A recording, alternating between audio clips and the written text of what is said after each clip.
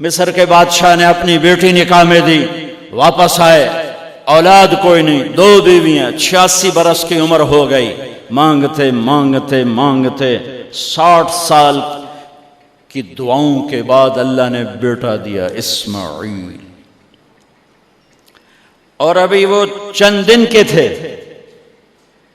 کہ اللہ کی طرف سے اشارہ ہوا، ان لے کے نکل، ان لے کے نکل۔ کدھر؟ اللہ نے سارا کے دل میں ڈال دیا، کھچاؤ، دل بند کر۔ سارا کہے بڑی بیوی، انہوں میری اکھیاں تو دور کر، میرا دل کٹیندہ ہے، انہوں اولاد ہوگی مینوں نہیں ہوئی، انہوں میری اکھیاں تو دور کر، میں نہیں ویکھ سکتی۔ انہوں نے سمجھا سوکن پنا ہے۔ جبریل آ گیا کہ اللہ تعالیٰ فرما رہے ہیں جیسے کہہ رہی ہے ویسے کرو، لے جاؤ۔ کہ اللہ کہاں لے جاؤں؟ کہاں جہاں ہم کہیں۔ کہ یار تو یا اللہ میں جاواں کیویں؟ کہا جبریل آئے گا زندگی میں پہلی دفعہ، کائنات کی زندگی میں پہلی دفعہ جبریل انسانی شکل میں اونٹ پہ آئے، آگے جبریل اور پیچھے ابراہیم علیہ السلام، بچہ اور بیگم بھی ہاجرہ 20-22 سال عمر۔ چلو سارا سے بیٹا ہوتا، وہ بھی 80 سال کی ہو گئی تھی، تو ایک عورت زندگی گزار چکی ہے تو اس کو جدا کرنا آسان تھا۔ ہاجرہ شہزادی 22 سال 20 سال عمر، چلتے یہ دن 3 ہفتے لگے، 4 لگے، مہینہ لگا، 2 ہفتے لگے، پتہ نہیں، اللہ ہی جانتا ہے۔ لیکن جب مکہ کی وادی میں پہنچے، جب نہ انسان، نہ درخت، نہ پانی، نہ سایہ، نہ غذا، اور ایک نشیب وادی جس کے چاروں طرف پہاڑ، صفا، مروہ، جبل ابی قبیس اور جبل ہندی یا جبل عمر، آج کل اس کا نام ہے، پتہ نہیں اس وقت کیا نام تھا، اب تو سارے صاف ہو گئے۔ یہ 4 پہاڑوں میں ایک نشیب آیا، تو جبریل نے کہا یہاں اپنے بچے اور بیوی کو اتار دیں اور واپس چلے جائیں۔ جب آگ میں ڈالا تھا تو ایک لفظ نہیں بولے تھے، اور ایک طرف ہوا کا فرشتہ، ایک طرف پانی کا فرشتہ کہ ہم آپ کی مدد کریں، کہ اما الیک فلا، نہیں تمہاری ضرورت نہیں، اما اللہ فنعم، اللہ ویکھ رہا ہے، انہوں بچاونا ہو تو بچا لے سی، یہ ساڑنا ہو تو ساڑ دے سی، میں تہاڈی لوڑ بھی فرشتوں سے بھی بے نیاز ہو کے۔ اور آگ کی طرف جا رہے ہیں خاموشی کے ساتھ، بس ایک لفظ، حسبی اللہ ونعم الوکیل، حسبی اللہ ونعم الوکیل، تیرے سپرد ہر شے۔ اس خوفناک آگ کے سامنے ایسا صبر، ایک لفظ نہیں بولے۔ جب جبریل نے کہا ایتھے چھوڑ دے ہو، ایک دم یہاں کیسے چھوڑ دوں؟ اللہ اکبر، یہاں تو نہ کوئی انسان ہے، نہ اسباب زندگی ہیں، نہ پانی ہے، کچھ بھی نہیں ہے، کیسے چھوڑ دوں؟ کہا آپ کے رب کا فرمان ہے یہیں چھوڑنا ہے، کہ اس بچے کی پشت سے آخری نبی تشریف لائیں گے اور اس وادی کو میں تشریف لائیں گے۔ اسلمت لرب العالمین، ٹھیک چھوڑ دے۔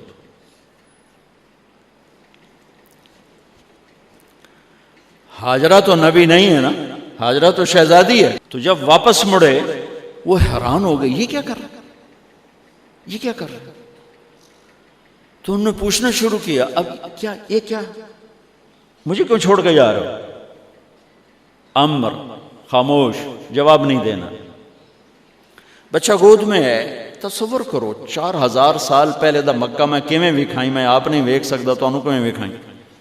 کالے پہاڑ، انسان نہیں، ہوا کی سنسناہٹ، دھوپ کی تپش، پہاڑ کی آگ، پتہ نہیں کون سا مہینہ تھا اللہ ہی جانے، اور وہ جاری ہیں ساتھ ساتھ. کیوں میرا قصور کی ہے، میں نے چھڑیا کیوں بھائی، جاندہ کدے پہ ہیں، کوئی گل تو دس. چلتے چلتے کدئی پہنچے. کدئی کوئی 3 میل 3 میل. تو ہاجرہ کو خیال آیا یہ اللہ کے نبی ہیں، کوئی اتو نہ گل لائی ہوئے. تو 3 میل کے بعد اللہ امرک، کیا یہ اللہ نے کہا ہے کہ میں نے اتنے چھاڑ دے تو میرے پتر نوں؟ اللہ کیا ہے؟ تو ابراہیم علیہ السلام نے سر ہلایا کہ اذن لن یضیعنا اللہ. ایک اور ہاجرہ نے جنم لیا. پہلے ایک ماں بن کے سوچ رہی تھی، بیوی بن کے سوچ رہی تھی، اب وہ ایک مومنہ بن کے سوچ ابھری، ایمان والی بن کے سوچ ابھری. اچھا جاؤ، جس رب نے کہا ہے وہ رب مجھے ضائع بھی نہیں کرے گا. جاؤ. میں جب تصور کرتا ہوں میری آنکھوں کے بند ٹوٹ جاتے ہیں کہ اس نے خامند کو جاتے ہوئے کیسے دیکھا ہوگا. پچھا پیکے تک کوئی نہیں جتے اس جاتے بہ جاؤں نے، کوئی 4 بندے بھی کوئی نہیں، چلو پردیسی صحیح، عزت دا زمانہ آئی، ہر ایک دی بیٹی نو بیٹی سمجھا جاندہ آئی، پیچھے کوئی نہیں ہے. وہ اپنے خامند کو دیکھے جا رہی ہے اور وہ پیچھے مڑ کے دیکھنے کی ہمت نہیں فرما رہے ہیں. جب وہ چلتے چلتے پہاڑ کی چوٹی سے نیچے اترے، پھر وہ بوجھل قدموں سے واپس ہوئی. میں الفاظ کہاں سے لاؤں کہ اس چال میں درد دل میں ہوتا ہے. مجھے لگتا ہے ان کے رومے میں درد تھا. جن پتھروں پہ قدم رکھ رہی تھیں وہ بھی رو رہے ہوں گے اس وقت. جو ہوا ٹکرا رہی ہوگی وہ بھی دھاڑے مارتی ہوئی گزرتی ہوگی. چمکتے سورج آگ برساتا ہے، وہ آنسو برسا رہا ہوگا اس وقت. اور ابراہیم جیسی ہستی، عزم کے پہاڑ، صبر کے پہاڑ، جب پہاڑ سے نیچے ہوئے تو ایک دم اونٹ سے چھلانگ لگا تھا. بیوی نے نہیں دکھایا. جب نیچے ہو گئے، بیگم غائب ہو گئی، پہاڑ سے نیچے اترے، پھر یوں منہ کر کے ہاتھ اٹھائے، ربنا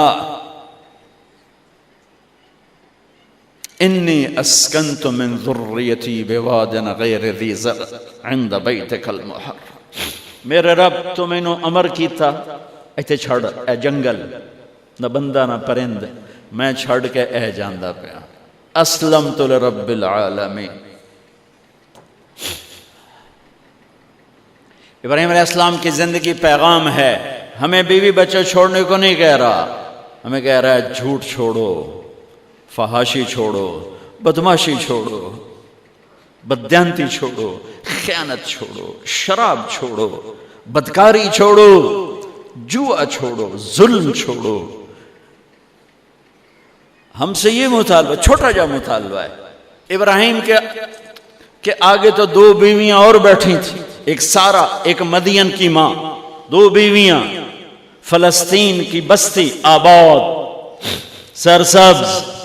ہاجرہ کے پاس کیا تھا؟ کالے پہاڑ، پانی بھی کوئی نہیں ہے. مجھے خیال آتا جب رات آئی ہوگی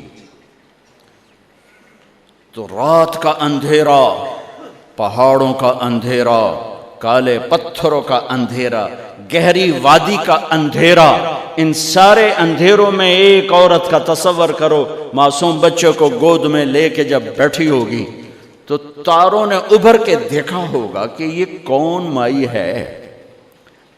تاروں کو مسکراہٹ سے تشبیہ دی جاتی ہے.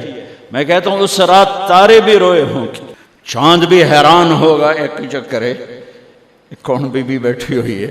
اس مائی کی رات کیسے گزری، آنے والا گرم دن کیسے گزرا، پانی ختم ہوا، بچے کی ایڑیاں اور آہو بکا.